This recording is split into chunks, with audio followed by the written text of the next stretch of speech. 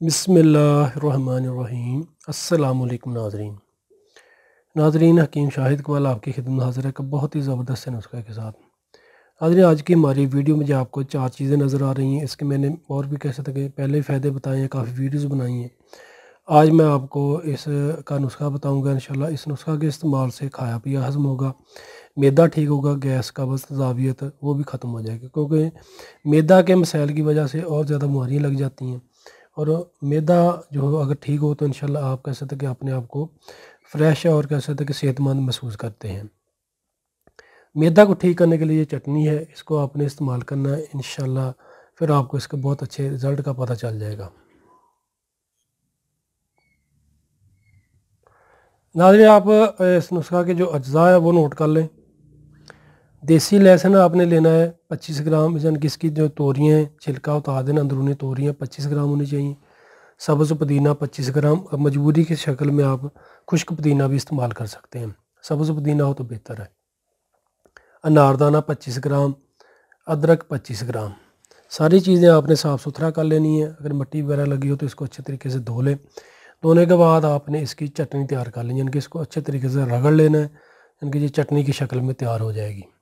बहुत मज़ेदार और ज़ायकेदार चीज़ है, इसमें और आपने कोई भी चीज़ ऐड नहीं करनी, क्योंकि चारों चीज़ें आपने इस्तेमाल करनी है। जो मरीज़ कहते हैं कि उन्हें कब्ज़ का मसला है, खाया पिया हज़म नहीं होता, भूख नहीं लगती, डकारें आती हैं, मैदा पे कह सकते हैं कि गैस बन जाती है, तेज़ाबियत हो जाती है या पेट फूल जाता है, मुँह का जायका ठीक नहीं होता, वो मरीज़ खाने के साथ एक जन के एक बड़ा चम्मच चाय वाला खाने के साथ इस्तेमाल करें।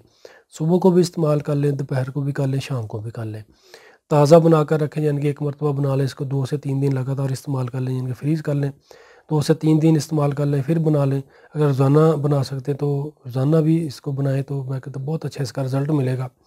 ये घर में तैयार करके इसको लाज़मी रखें, इसको खाया करें, इंशाल्लाह इससे मैदा भी ठीक होगा।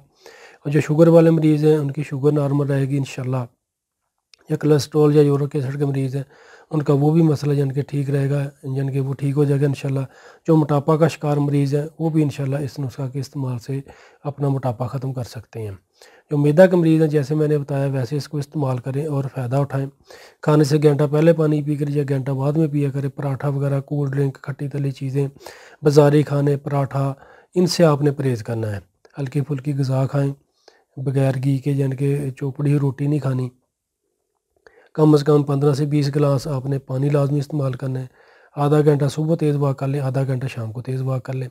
साथ ये नुस्खा इस्तेमाल कर लें, इंशाल्लाह इससे आपका इस नुस्खा के इस्तेमाल से आपका मैदा ठीक हो जाएगा। और मैदा में जो कैसे गैस तेज़ाबियत बन जाती है, कब्ज़ बन जाती है, वो भी इंशाल्लाह ठीक हो जाएगी अल्लाह पाक के हुक्म से। इस नुस्खा का कोई भी साइड इफ़ेक्ट नहीं है, कोई भी नुकसान नहीं है। किसी भी मौसम में, किसी भी उम्र में आप इसको इस्तेमाल कर सकते हैं नाज़रीन। 5 वक़्त की नमाज़ पाबंदी के साथ पढ़ा करें, तौबा इस्तग़फ़ार किया करें, दुआ किया करें, साथ ये कैसे दुआ समझ के इस्तेमाल करें, इंशाल्लाह अल्लाह पाक आपको शिफ़ा देंगे। शुक्रिया नाज़रीन, दुआ में याद रखिएगा, वीडियो को लाइक करके लाज़मी शेयर कीजिएगा। इसी के साथ हकीम शाहिद इकबाल को इजाज़त दीजिएगा। अस्सलामु अलैकुम।